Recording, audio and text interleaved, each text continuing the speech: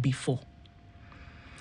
This coalition having come together on those diverse points, should they decide, or should conversations happen when a different flag bearer from Kalonzo Musyoka is chosen? Play that against your conviction to be president of this country. Will you remain? And it is a reality, or it is a possibility of a reality that you must take into consideration, bearing on the fact, the manner in which things have happened historically. Allow me, not to engage in speculation about what will happen to the coalition or what will not happen to the coalition. For now, take it, perhaps, as I say, to the bank, right? That you're dealing with a very serious political, with a very serious presidential hopeful. Yes. Very serious. Okay. Take it that. Because it's the best interest of the country, not just because of, I've actually said, I'm the face of a struggle. The face of a struggle. The Kenyans who are suffering.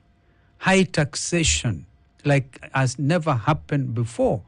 I've heard William Ruto argue that he wants to practice Kibaki type of economics. He forgets that I was Kibaki's deputy, if you like, vice for 5 years. And Kenyans will know President Kibaki had some health challenges. Who do you think, William Ruto, who do you think was driving Kibakinomics, if you like? Raila, all right? Raila has told us it was him. No. Raila and Kalonzo are together. Okay. But I was the principal assistant to President Kibaki when the economy of this country actually grew substantially at about 7% of GDP under Kibaki. I keep on telling people that Kibaki was so selfless that even when we were launching this Thika superhighway, and I see he's already having huge problems with traffic, but it's a major piece of infrastructure. Kibaki was so selfless, we would not even allow it to be named after him.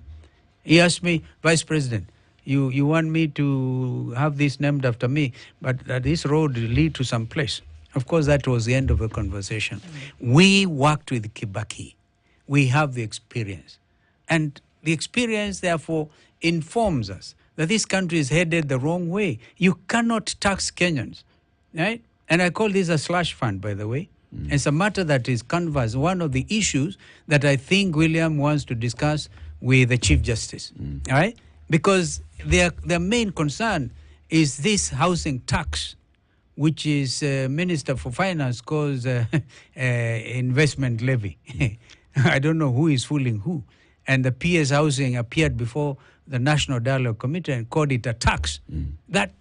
So this is a situation which is unacceptable. And if you allow people to be overtaxed and they cannot take their children to school, children are now going back to school. Parents are crying all over. There's confusion in the entire education system. Remember, I was Minister for Education for 3.5 years. Okay, and I know that time when we started free primary education with Mzee Kibaki. Even that, we are seeing a situation of winding back the gains in terms of free and compulsory primary education. So, why would you think that yours truly would be persuaded this time round to give way when he has given so much to the struggle, the face of a struggling nation? A face is saying no to impunity.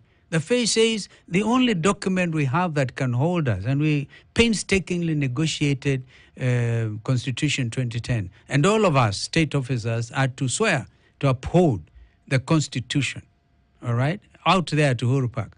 By the way, I think they've messed up Uhuru Park. I feel very unhappy about it, because they were thinking maybe people will move from Uhuru Park and drive them out of State House. I think Kenyans better understand how to do these things.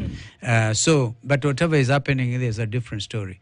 We saw that to uphold the rule of law in accordance with the Constitution. I repeat, fidelity, #fidelity to the Constitution. So, therefore, please do not belabor the point. Kenyans know each other. We know each other as leaders. We know. It's just like they don't want to say it now. as That you are my the next. party organ said, we will push this thing through the normal channels, process. in due course, due process, delegates conference. This is the time. Thank you. Kalonzo, you were recently given an opportunity by Parliament to co-chair the national dialogue.